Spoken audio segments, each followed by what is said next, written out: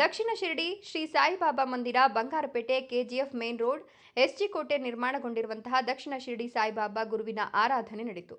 ಇದೇ ಸಂದರ್ಭದಲ್ಲಿ ಮಾತನಾಡಿದ ಧರ್ಮದರ್ಶಿಗಳಾದ ಮುನಿಮಾರಪ್ಪ, ಸತತ 10 ವರ್ಷಗಳಿಂದ ಗುರುಪೂರ್ಣಿಮೆ ಹಾಗೂ ಹೊಸ ವರ್ಷ ಆರಂಭದ ದಿನಗಳಲ್ಲಿ ವಿಶೇಷ ಪೂಜೆಯನ್ನು ನೆರವೇರಿಸಲಾಗುತ್ತಿದೆ. ಅದೇ ರೀತಿ ಗುರುಪೂರ್ಣಿಮೆ ಅಂತ ಮುಂಜಾನೆಯಿಂದಲೇ ಸ್ವಾಮಿಗೆ ವಿವಿಧ ರೀತಿಯ ಅಭಿಷೇಕ, ಹೋಮ, ಸತ್ಯನಾರಾಯಣ ಪೂಜೆ, ಭಕ್ತಾದಿಗಳ ಕೈನಲ್ಲಿ ಹಾಲಿನ ಅಭಿಷೇಕ ಹಮ್ಮಿಕೊಳ್ಳಲಾಗಿತ್ತು. ರಕ್ತದಾನ ಶಿಬಿರ ಹಾಗೂ ಆರೋಗ್ಯ ತಪಾಸಣಾ ಶಿಬಿರವನ್ನು ಸಹ ಹಮ್ಮಿಕೊಳ್ಳಲಾಗಿದೆ.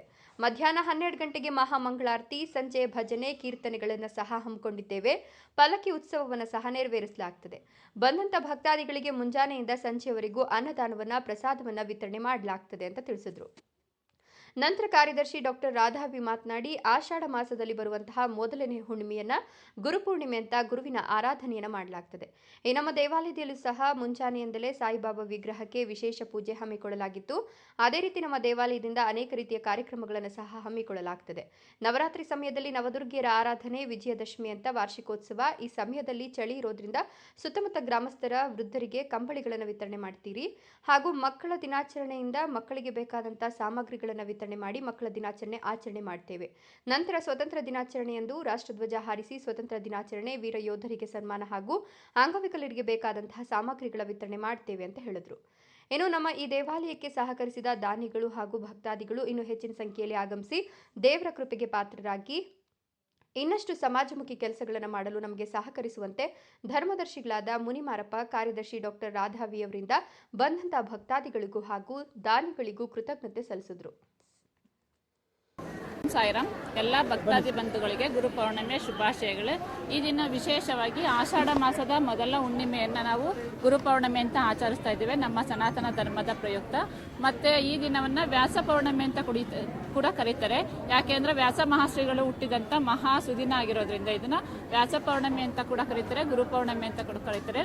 ನಮ್ಮ ದೇವಸ್ಥಾನದಲ್ಲಿ ವಿಶೇಷ ಕಾರ್ಯಕ್ರಮಗಳನ್ನ ನಾವು ಮಾಡ್ತಾ ಇರ್ತೀವಿ. ಪ್ರತಿ ಗುರುಪೌರ್ಣಿಮೆಯಿಂದ ನಾವು ಬೆಳಿಗ್ಗೆ ಕಾಕಡ ಆರತಿ, ಪಂಚಾಮೃತ ಅಭಿಷೇಕ ಮತ್ತು ಸಾಮೂಹಿಕವಾಗಿ ಭಕ್ತಾದಿಗಳಿಂದ ಹಾಲಿನ ಅಭಿಷೇಕವನ್ನು ಮಾಡಿಸ್ತೇವೆ. ಸತ್ಯನಾರಾಯಣ ಸ್ವಾಮಿ ಪೂಜೆ, ಹೋಮವನ್ನು ಮಾಡಿಸ್ತೇವೆ. ಹಾಗೆ ಪ್ರತಿ ವರ್ಷ ಕೂಡ ಬರುವಂಥ ಭಕ್ತಾದಿಗಳಿಗೆ ಏನಾದರೂ ಒಳ್ಳೇದಾಗಲಿ ಅನ್ನೋ ದೃಷ್ಟಿಯಿಂದ ಕಣ್ಣಿನ ಉಚಿತ ಪರೀಕ್ಷೆಯನ್ನು ಕೂಡ ಮಾಡಿಸ್ತಾ ಇರ್ತೀವಿ. ಐ ಚೆಕಪ್ ಇರ್ಬೋದು, ಮೆಡಿಕಲ್ ಚೆಕಪ್ ಇರ್ಬೋದು, BP, ಶುಗರ್, ಥೈರಾಯ್ಡ್, ಇದೇ ರೀತಿ ಅನೇಕ ಕಾಯಿಲೆಗಳನ್ನ ನಾವು ಉಚಿತವಾಗಿ ಪರೀಕ್ಷೆಯನ್ನು ಮಾಡಿಸಿ ಮೆಡಿಸಿನ್ ಕೂಡ ನಾವು ಉಚಿತವಾಗಿ ಕೊಡ್ತಾ ಇದ್ದೇವೆ.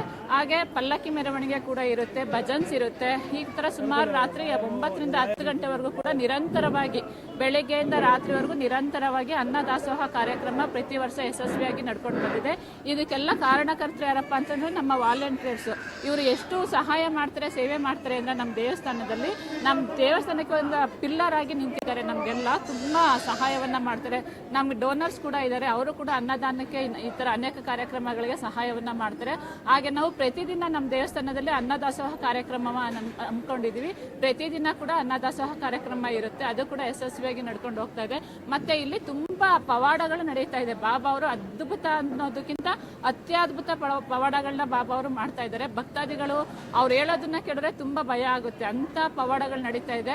ಪ್ರತಿನಿತ್ಯ ಒಳ್ಳೆ ಮಿರಾಕಲ್ಸ್ ಆಗ್ತಾ ಇದೆ. ಭಕ್ತಾದಿಗಳಿಗೆ ತುಂಬಾ ಒಳ್ಳೊಳ್ಳೆ ಕೆಲಸ ಕಾರ್ಯಗಳು ಯಶಸ್ವಿಯಾಗಿ ನಡೆಸ್ಕೊಡ್ತಾ ಇದ್ದಾರೆ ಬಾಬಾ ಅವರು. ಈ ಎಲ್ಲಾ ಕಾರ್ಯಕ್ರಮವನ್ನ ಯಶಸ್ವಿಯಾಗಿ ನಡೆಸ್ಕೊಡ್ತಾ ಇರ್ತಕ್ಕಂಥ ನಿಮ್ಮೆಲ್ಲರಿಗೂ, ಎಲ್ಲಾ ಭಕ್ತಾದಿ ಬಂಧುಗಳಿಗೂ, ಸೇವಕ ಬಂಧುಗಳಿಗೂ ಹೃತ್ಪೂರ್ವಕ ಧನ್ಯವಾದಗಳನ್ನ. ಹಾಗೆ ವಿಶೇಷವಾಗಿ ನಮ್ಮ ದೇವಸ್ಥಾನದಲ್ಲಿ ನಾವು ನವರಾತ್ರಿ ಪೂಜೆಯನ್ನು ಕೂಡ ಮಾಡ್ತಾ ಇದ್ದೀವಿ. ಬಾಬಾ ಅವರ ಸನ್ನಿಧಿಯಲ್ಲಿ ನವದುರ್ಗಿಯರ ಆಚರಣೆಯನ್ನು ಮಾಡಿ ನವರಾತ್ರಿ ಪೂಜೆಯನ್ನು ಸುಸೂತ್ರವಾಗಿ ನೆರವೇರಿಸ್ಕೊಡ್ತಾ ಇದ್ದೀವಿ. ವಿಜಯದಶಮಿ ದಿನ ವಾರ್ಷಿಕೋತ್ಸವ ಬರುತ್ತೆ. ನಾವು ಪ್ರತಿ ವರ್ಷ ವಾರ್ಷಿಕೋತ್ಸವದಂದು ಆ ಟೈಮಲ್ಲಿ ಚಳಿಗಾಲ ಇರೋದ್ರಿಂದ ನಾವು ವಯಸ್ಸಾದಂಥ ವೃದ್ಧರಿಗೆ, ಸುತ್ತಮುತ್ತ ಹಳ್ಳಿಯಲ್ಲಿರುವಂಥ ವಯೋವೃದ್ಧರಿಗೆಲ್ಲ ನಾವು ಕಂಬಳಿ ವಿತರಣೆಯನ್ನು ಮಾಡ್ತಾ ಇದ್ದೀವಿ. ಚಿಲ್ಡ್ರನ್ಸ್ ಡೇ, ಮಕ್ಕಳ ದಿನಾಚರಣೆ ಬಂದಾಗ ನಾವು ಪ್ರತಿ ವರ್ಷ ಕೂಡ ಮಕ್ಕಳಿಗೆ ಪುಸ್ತಕಗಳನ್ನ, ನೋಟ್ಬುಕ್ಗಳನ್ನ ನಾವು ಉಚಿತವಾಗಿ ಕೊಡುವಂಥ ಕಾರ್ಯಕ್ರಮವನ್ನು ಮಾಡ್ತಾ ಇದ್ದೀವಿ.